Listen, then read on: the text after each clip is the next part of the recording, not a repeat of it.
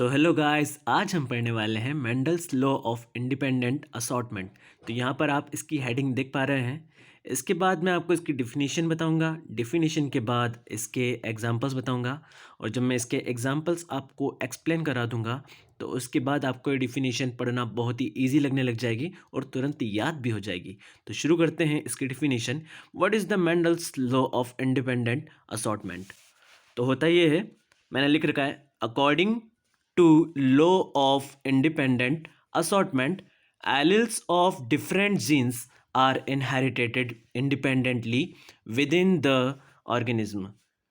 Here, allele received for one gene does not influence the allele received from another gene. अब इसका explanation बता दूं उससे पहले पहले मैं इसका एग्जांपल भी बता रहा हूं आपको। In dihybrid cross, firstly, alleles are separated and every single allele is independent to form gamete with allele of other trait. तो गाइस ये रूल कहता है कि alleles of different genes, यानी कि अलग अलग कैरेक्टर को शो करने वाले जो जीन होते हैं वो इनहेरिटेड होते हैं इंडिपेंडेंटली, यानी कि जब इनका क्रॉस करवाया जाता है तो ये फ्रीली जो है अपना एक पेयर बनाते हैं। इस वर्ड को यहाँ पर बोला है inherited independently with in the organism, और ये सारी चीज़ें लिविंग बीइंग में होती है, यहाँ इसलिए ऑर्गेनिज्म में लिखा है। आगे इसको थोड़ा सा और अच्छे से एक्सप्लेन किया है। Your allele received for one gene, यानी कि किसी एक कैरेक्टर को शो करने वाला जो एलिल है does not influence the allele received from another gene. तो किसी एक कैरेक्टर को शो करने वाला जीन दूसरे कैरेक्टर को शो करने वाले जीन को किसी भी तरीके से मिक्स या अफेक्ट नहीं करता है। ये कहता है Mendel's law of independent assortment. अब इसका एग्जांपल समझते हैं। तो इसको बहुत अच्छे से एक्सप्लेन किया जा सकता है डाई हाइब्रिड क्रॉस से। डाई हाइब्रिड क्रॉस का मतलब ये हुआ कि यहाँ पर हम जो है कंट्रास्टिंग कैरेक्टर्स दो लेंगे और उनके साथ जो है क्रॉस करवाएंगे, यानी कि दो कैरेक्टर को शो करने वाले कंट्रास्टिंग कैरेक्टर्स के बीच में अगर आप क्रॉस करवाते तो क्या होता है। तो देखते हैं, मैं आपको एग्जांपल के लिए बता देता हूँ। अगर किसी पी प्लांट में येलो कलर के फ्लावर आते हैं तो उसके लिए मैं कैपिटल वाई लिख देता हूँ। और जब भी किसी कैरेक्टर को शो करना होता है तो हमें जीन्स को पेयर में रखना होता है, तो हमने ये पेयर ऑफ एलिल बना लिया है। यहाँ पर दोनों कैपिटल वाई ये शो करते हैं कि जो पी का प्लांट होगा उसमें फ्लावर येलो कलर के होंगे, और इसके साथ ही अगर इसके सीड यानी कि जो बीज होते हैं वो अगर राउंड होंगे तो राउंड को मैं कैपिटल आर के पेयर से शो करता हूँ।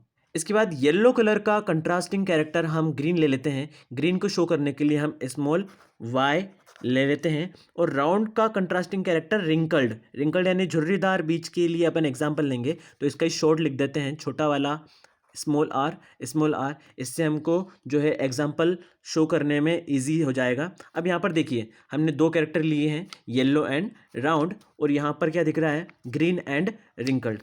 अब यहाँ पर हमने दो दो कैरेक्टर्स को लेकर क्रॉस करवाना चाह रहे हैं, इसलिए तो इसे डाई हाइब्रिड क्रॉस कहा है। अब डाई हाइब्रिड क्रॉस से ये रूल किस तरीके से अच्छे से प्रूफ हो सकता है मैं आपको बताता हूँ कि यहाँ पर जो है ये जो आपको एक जीन दिख रहा है ये इजीली इससे भी अपना पेयर बना सकता है। तो जब कैपिटल वाई और स्मॉल वाई का पेयरिंग होगा तो वो इस तरीके से होगा, यानी कि इसने इंडिपेंडेंटली इसके साथ इनहेरिटेंस किया है। अब अगर इसी कैपिटल वाई का अगर इनहेरिटेंस होना है इससे, तो भी कैपिटल वाई यहाँ से आएगा और स्मॉल वाई यहाँ से आएगा। अब यही वाई जो है अपना पेयरिंग इससे भी कर सकता है, स्मॉल वाले आर से, तो यहाँ पर आ जाएगा capital Y and small are.